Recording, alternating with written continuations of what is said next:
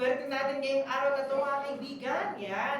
Back to Yes Yes Show to Passion para sa ating huling segmento. At of course, salamat po Panginoon. Sa ngalan po ni Atty. Ferdy Topacio, narito po ang bago nating kaibigan. Yan. Siya po ay kaibigan din ni Pau Chief.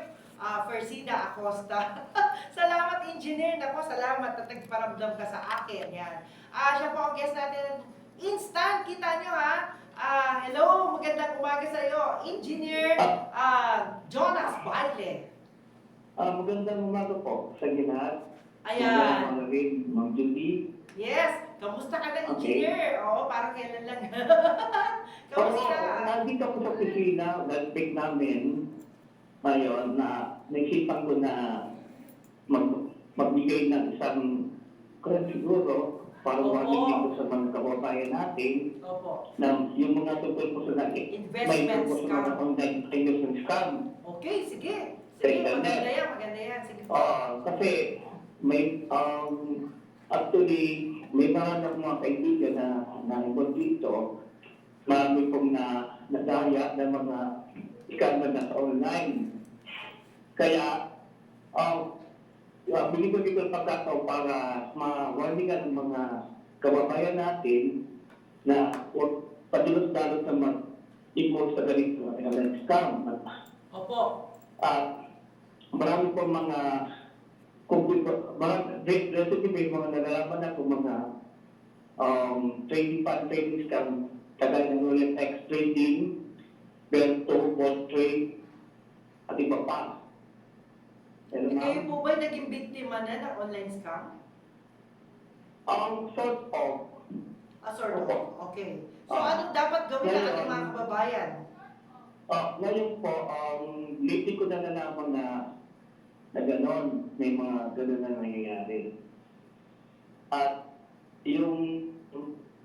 ang Civil Justice Commission din, bumabala sa mga sa ating kababayan din na mag-ingat din para hindi sila mag-biktima.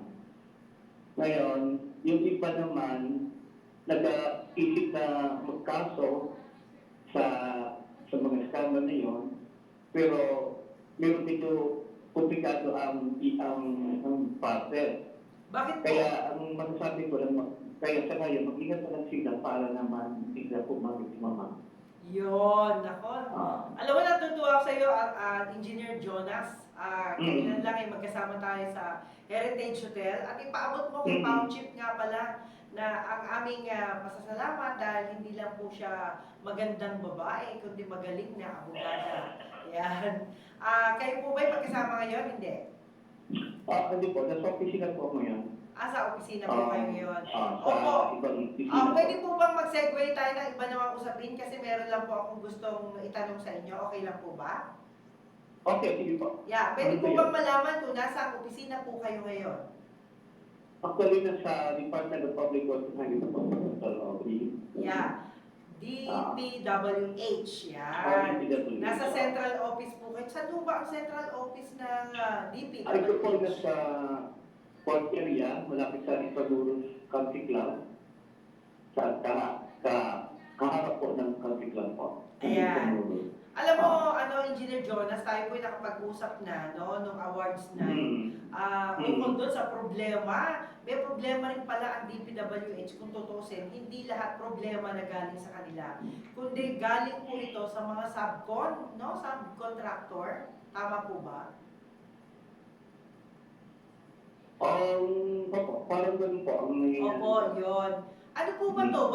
Wala po bang halimbawa, kagaya po ng nangyayari kasi sa problema sa araw-araw na dinadaanan po sa Commonwealth Avenue, alam niyo po ba, ilang beses na po ni-repair yung mga kalsada po dyan, pero hanggang ngayon ay umaalon pa rin yung kalsada. Ibig sabihin, kahit ginawa na, hindi pa rin pantay ang pagkakagawa. So, parang I came to realize, sabi nga po ng mga kababayan natin, ang problema dyan, yung mga subcontractor. Yan. Bakit po naging subcontractor ang merong problema dyan? Ano po bang nangyayari ngayon sa DPWH?